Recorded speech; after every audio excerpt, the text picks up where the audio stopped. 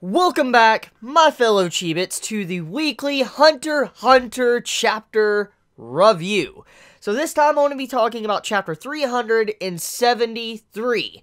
Now, there's a few things I quickly want to clarify before I get into analyzing this chapter.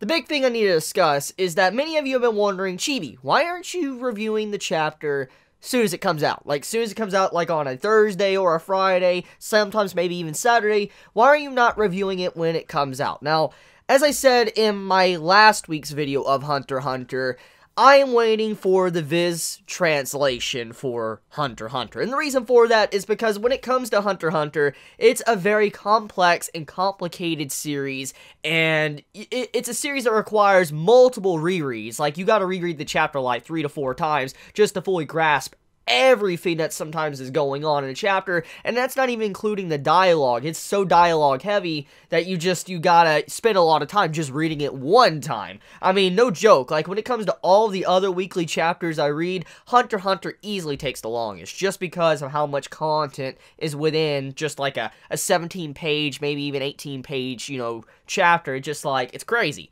So, if you're wondering why these reviews have been more along the lines on a Monday or Tuesday release, it is because I'm waiting for Viz, for I can reread the chapter again and see their translation, for I can see exactly what is really going on here. So there you go. So for now on, for Hunter x Hunter wise, I'm going to be only reviewing the official translation, the Viz translation of Hunter x Hunter. I know many might not like that. They might not like or even care about these videos anymore since, it's going to be multiple days after the chapter comes out. But I rather, actually give an analysis and review Hunter x Hunter with a proper translation because of just how complex the series is. So there you go.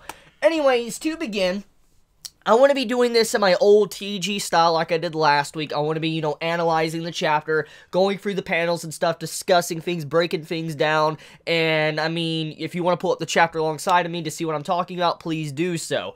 So, to start off, chapter 373, it starts off with seeing Benjamin's guard pointing a gun at Camie. Now, Camie, obviously, she is the second prince, and she is wanting to kill Benjamin. Kind of getting a brief update on what she's doing here, what she's trying to do, and Benjamin's soldier's like, hey, look, you cannot go past her. If you continue to proceed forward, I'm going to shoot. I do not want to do this. I don't want to kill you. He's giving her ample enough warning. He's not trying to be malicious. He just straight up saying, if you continue and continue going down this path, I will be forced to shoot. And so Camie, not even caring, just showing disregard for the man's words at all, just like, oh, then shoot.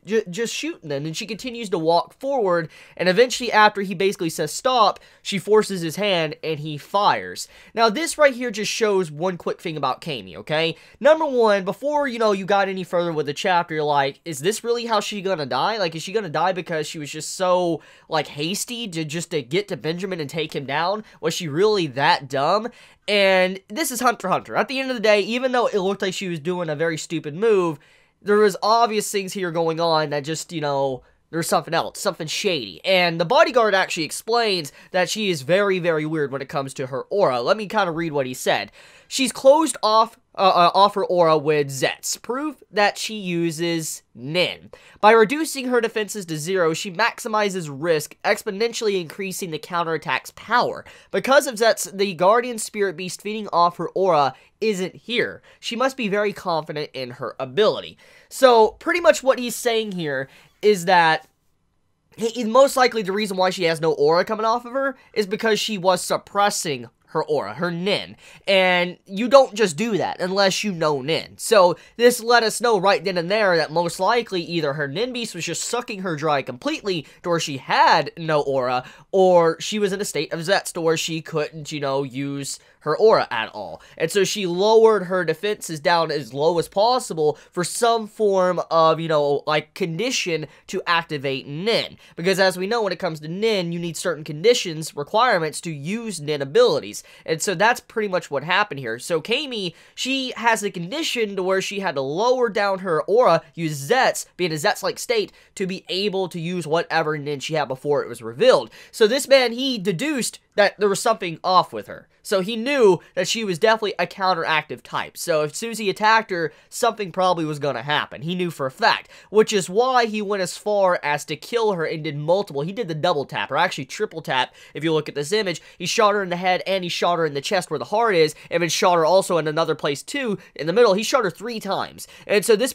man basically was like, okay, I want to shoot her in the head, I want to shoot her in the heart, I want to shoot her in the chest. And he was just making sure she was down, just in case whatever counterattack it was. The man basically knew something was going to happen, and he fulfilled his job by even going as far as, like, when he's like, she's dead, no, I can't let my guard down, I'll fulfill my conditions. Like, he actually became aware of the situation. He didn't put his guard down. It's like, oh, you know, she's dead and all that. He actually put his hand on her. If you look closely at this panel, she is, having, like, the bodyguard touch her, and the Nin aura is around the hand. So, the man activated his Nin. Right then and there, he used whatever a condition or a condition to his ability. He put his hand on Camie, and his ability activated. But as soon as he did that, this black cat popped up.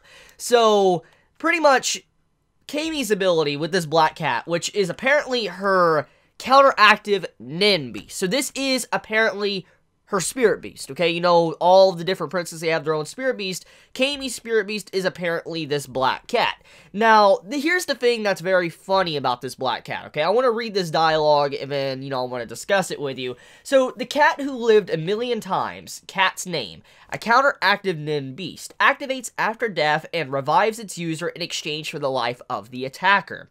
Now, that is pretty much the explanation to the Spirit Beast. Okay, it's a counteractive Nin beast. So this Nin beast only activates when Camie dies. So as soon as she dies, it will activate and it will attack its attacker, use that life force, put it in Camie, she's alive. There you go. Now, let's look at, Camie's, internal monologue. She says, I don't need a guardian beast, a guardian spirit beast. I have him. And him, I'm assuming, is the black cat. And she's like, good boy, welcome back. That right there is very weird, because look what she says after that. Nin triggered after death makes it powerful. A resurrection ability makes me invincible. A resuscitation. So, pretty much, she could see the black cat, apparently. Apparently, Camie can actually see her Nin beast. See, like I said, the description is, it's a counteractive Nin beast. And from everything we know, apparently the princess shouldn't be able to see their Nin beast. But somehow, she sees the black cat. That's completely different from all of the other princes we've seen thus far. So something's off with Camie. The only thing I could kind of get from this is that Camie, she's always had some form of Nin after death spirit beast. Not always, but she's had a Nin after death, ability with, the black cat, and maybe the spirit beast took upon the form of the black cat or something. That is a likely possibility. Remember, the spirit beast, they take, the personality and their looks and all that from the actual host body. So, if Camie, has something to do with the cat or whatever, she really likes, the black cat, that used to probably be her Nin ability, maybe the spirit beast also kind of attached itself to that ability, and here you go. Remember, Nin after death is incredibly powerful. It's a very different thing. It's a very troublesome ability, or whatever happens to Nin. It makes it a lot more powerful. So maybe Camie's Nin after death ability that she probably already had prior to getting her, spirit beast, it might have mixed in with that, and now it's like a completely new ability, Nin after death. So that's what I think is going on here, because for her to be able to see it, it might have some additional rules that apply beyond the regular rules that the other princes are going by, since, like I said, Nin after death. Now, let's talk about Camie's ability real quick, okay? So she has the ability to revive after death. It's incredibly OP, okay? Just right out the gate, it's incredibly OP as an ability. That means if she does die, she can come back. But there is obviously some weaknesses to this ability. The biggest weakness that I want to point out is actually what happened in this chapter. Benjamin didn't kill her. He actually imprisoned her, which that is a fatal flaw to Camie's ability. Because, see, the only way this ability works is if she dies. If she doesn't die, then, well, she, won't have her Nin activate. So, here's what could potentially happen because of what I'm assuming is the conditions to this Nin.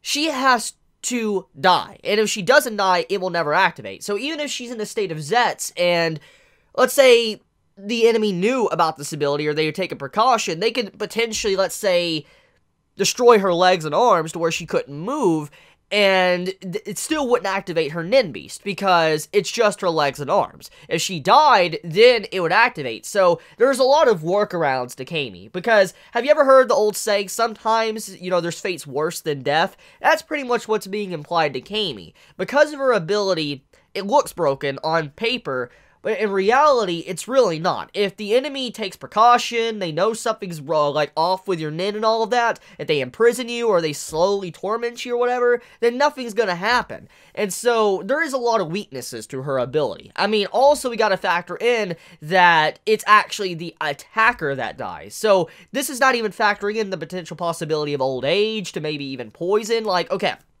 here's an example. Let's say, Benjamin has one of his soldiers give Camie, like, a bowl of, poison or something, okay, and forces her to eat it. Would that necessarily count as an attacker? Because they didn't technically attack her. She ingested poison, willingly or forcefully or whatever. Is that really her being attacked in a way? Like, let's just say accidentally, okay? Let's go on a limb here and say she accidentally ate poison. Would that be considered an attacker? And also, does this ability have a range? Is it always like a automatic kill?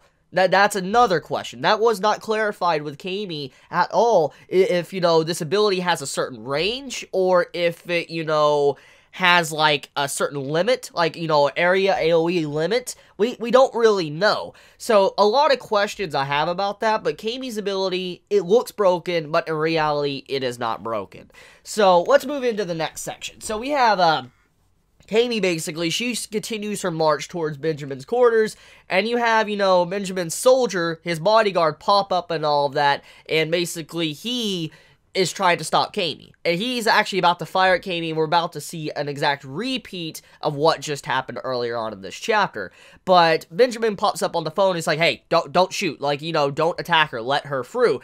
And many, looking at the scene, might be freaking out, like, wait, why? Like, why would Benjamin say something like that, allow Camie just to, you know, come right into his main quarters and all that after what we just saw? It was like, oh no, this ain't good at all. Well, apparently, from what we found out towards the end of the chapter, Benjamin has a Nin ability to where any of his bodyguards... You know what? Let me just read this, okay? Let me actually read the description. Benjamin's ability, those who inherit the stars. Benjamin Baton. He can inherit the ability of Nin users who swore loyalty to Benjamin when they die. The transfer of rights apply only to those who graduate from the Kakin Royal Military Academy and belong to Benjamin's personal army. And Benjamin's Guardian Spirit Beast, you know, question mark. So we don't still know what his, you know, Nin Beast is really capable of at this time. For all we know, it could be enhancing his already abilities like he already has. But here's the big thing about this, okay? He could get other Nin abilities from other individuals, but there is only certain people he can. He can only get it from his personal army and people that have graduated from the Royal Military. So, that means that he can't just randomly get someone's Nin ability right now in this arc. For instance, if they're new, like they're a newcomer to, you know, his group or whatever, he can't potentially get their ability even if they die. Even if he respects them and they respect him, he can't get those abilities because they have to graduate from the Royal Military Academy and be a part of his personal army. So there's some conditions there, but that still, even with those conditions, his Nin is very busted. It's even more busted than Camie. And I don't know exactly what type of limitations he has, but he manages to actually get a hold of the dead bodyguard at the beginning of this chapter. He gets his Nin ability. His name is, Muse, or however you pronounce his name. I'm probably pronouncing it wrong. But he gets the man's ability. And apparently the ability is Muse's ability, Secret Window. Uses 3 different birds as spies. The owl activated by touching the target can only be seen by the user. It telepathically transmits everything the target says and does. So that means that this bird will not be seen at all. Nobody can see this. Only Benjamin can see it. And this is already on Camie. Now, many are like, whoa, how is this ability on Camie? Well, the reason how it's on Camie is because earlier on in the chapter, like I already pointed out, remember, Benjamin's bodyguard, he went up to Camie's body before she had the Nin After Death ability activate. He put his hand on her, and he activated his Nin, and his condition was fulfilled. So, he activated this ability right then and there. So, at that point, when Camie was on the ground dead, the ability was activated. And as soon as he died, the ability just transferred over to Benjamin without even deactivating in the first place. Now, the question I have about this is, like, how much does Benjamin know? Since the ability automatically transferred, I'm curious if he got all of the previous, like, the prior information from the ability, or did he only start getting information from the ability after it was transferred? That is a big gap right there we don't really understand, because, I mean, if we go by the logic of, let's say he got the information after, you know, like after the man died, after the bodyguard died, you would see most likely the black cat pop up. Like, as soon as the man was crushed, you would see the black cat, Camie, just sitting up and all of that. And then she, you know, talks about how, like, Nin after death. Like, you know, how Nin after death is very powerful. That's if he can actually, you know, telepathically understand what she's thinking. Now, if he can't understand what she's thinking with the ability, the only thing that he got from it is that Camie was apparently lying about the soldier being alive still. And that she was shot, which is apparent she was shot. She had blood on her, but she said that, you know, the man was still alive, even though Benjamin knows for a fact that the dude is dead. So there was a lot of weird things about that scene. So if we go by the logic of maybe Benjamin can only hear what she says verbally instead of, you know, internally, then that automatically has some warning bells. So something's definitely off with her ability, maybe condition-wise or whatever. Maybe that is why. And so he knew something was off, and that is why he contacted his guards, telling them not to attack. Because for whatever happened, for whatever reason, she didn't say what happened to the man, but there was a cat, and, you know, she, apparently, you know, said he didn't die even though he was. So that is why he was being very cautious around her. He did not know what type of nin she had, but whatever she did, the man didn't die. So, yeah. Now, getting back into the other stuff, let's also talk about the bullet scene, okay? So, can we talk about how this man, Benjamin, managed to, like, take 7 bullets. He took 7 bullets by Camie and reflected them like they were nothing. And granted, this man was just sitting in his chair, not even in a defensive stance or whatever. He was just sitting in his chair. Now, another thing you factor in, he did have a lot of time to prepare. Obviously, he knew that Camie was a little bit trigger happy after seeing what happened to his other 2 bodyguards. He knew she was. So he did have time to prepare his nin to be able to block against the bullets. However, he blocked 7 bullets, multiple bullets, 3 headshots and multiple near the chest and all that and shoulders. So that just shows that this man is a beast. Like, he's a beast when it comes to his nin to be able to block something like that, because if we go by what we've already seen, a very strong bodyguard, you know, his bodyguard here, Kavra, whatever, however you pronounce his name, he took a bullet, and yes, he only had a split second to react, but it still damaged him. And Bill, as we know, he also took a bullet a while back, and he blocked it with his, you know, his arm and all that, and it hurt his arm, but it didn't cause much damage. So we can imply here that Benjamin's nin, his ability to use nin, is a lot higher than Bill's, which is scary. Very, very scary. So yeah, that just shows how strong this man is. Now, let's talk about, let's see, the final segment of the chapter, which is, you know, what's going on with Hanzo and Kurapika. So Hanzo basically explains that the entirety of, you know, the room and all that, where, you know, Mariam, or whatever how you pronounce the, you know, the prince's name, he's disappeared with, you know, the mother and the bodyguards that were in the room. They just ended up disappearing. He went into the room in this chapter, you can see him walking in and all that, and nobody's here. Where are they? Where's my body? And all of a sudden there is a call that happens, and they're talking from the same room that Hanzo was just in. This basically confirms from what I was saying in the last chapter analysis that most likely Mariam's, you know, nin, spirit beast, it probably has some form of ability to put people in a cage, like a separate parallel world, like a pocket dimension or something. That's pretty much what that final page confirms, because for Hanzo to walk in and not see anything, but they're apparently there at the final panel, that just confirms that, you know, the Nin Beast probably can make pocket dimensions, and it would fit with Mariam's personality since he has a caged hamster. So this overall final page, there's nothing really that's crazy about it. It's pretty much just saying, you know, Hanzo's having some difficulties, you know, getting in, getting some information, all that from other places, but it's nothing that relatively isn't what we already knew. So that's final part of the chapter. It's good, but just confirms what I was talking about in the last chapter.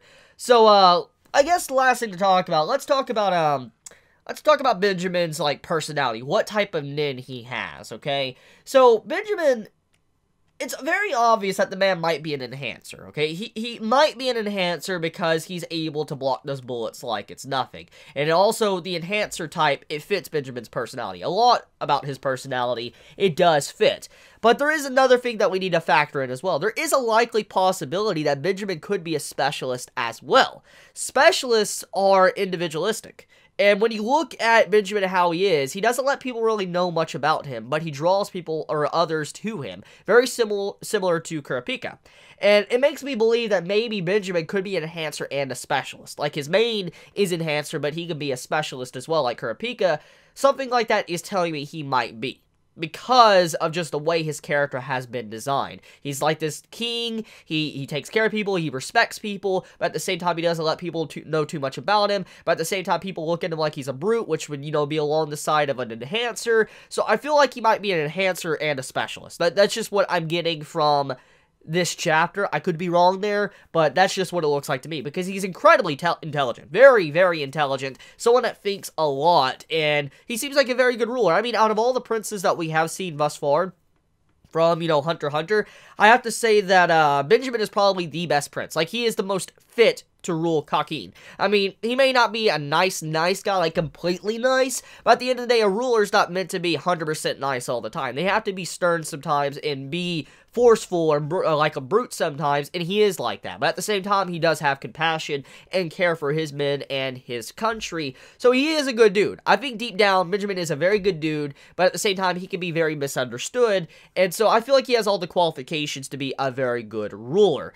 Now, a little tidbit to add on before I end this video, though. Benjamin's hand, okay? I know I probably already showed a picture on screen for you guys to see it, but Benjamin's hand, though, he has stars, okay, on his fingers. You see in his middle fingers and all that, he has stars. And the stars, I'm assuming, indicate, you know, the nin abilities he has from his bodyguards that have died. That's what I'm assuming. Now, you can see 2 stars lighting up with nin on them, and that means, I'm assuming they're activated right now. Those 2 abilities, they are activated. And so Moose's, you know, ability is activated, while the other one that's activated most likely is Vincent's, because we also found out in this chapter that Vincent also has his ability given to Benjamin. So Benjamin has Vincent's ability. Now, just to briefly do a refresher, Vincent is the dude that died a couple of chapters back. With Kurapika, he died a while back, and Vincent's ability we didn't really get to see. He had his hand up, looked like he was going to be using some nin with his hand, and it was implied that Vincent could not possibly be defeated easily, even in a 2v1 situation, so he had a very deadly nin ability. So whatever that nin ability is, it most likely is currently activated by Benjamin. We just don't know exactly what it is, but that ability is activated. So I just wanted to imply that whatever it may be, it probably is a very strong ability, and it is currently activated right now. Now, oh yeah, another thing I know, I actually just thought about this while doing this video. I also like to point out, anyone notice that, Benjamin's ability to be able to have multiple abilities that's tied to his fingers is very similar to Kurapika, and how Kurapika has his different chains and abilities on his fingers. That's what that looks like to me. I'm assuming that Benjamin only has the possibility of having, like, maybe either 8 to 10 abilities in total. And that's not counting his main ability, because, you know, fingers and all that, unless toes count too. I'm just saying, I feel like he probably has a limit overall to how many bodyguard nin abilities he can have because of fingers and all that when you look at the stars popping up. But I could be wrong there. I'm just making sure I clarify that. So, yeah.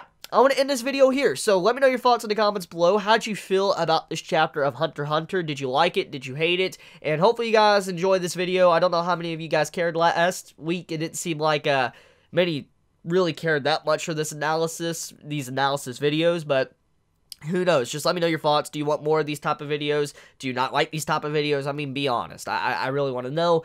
But I love you guys. You have a wonderful day or night wherever you live. Please be safe. Chibi out.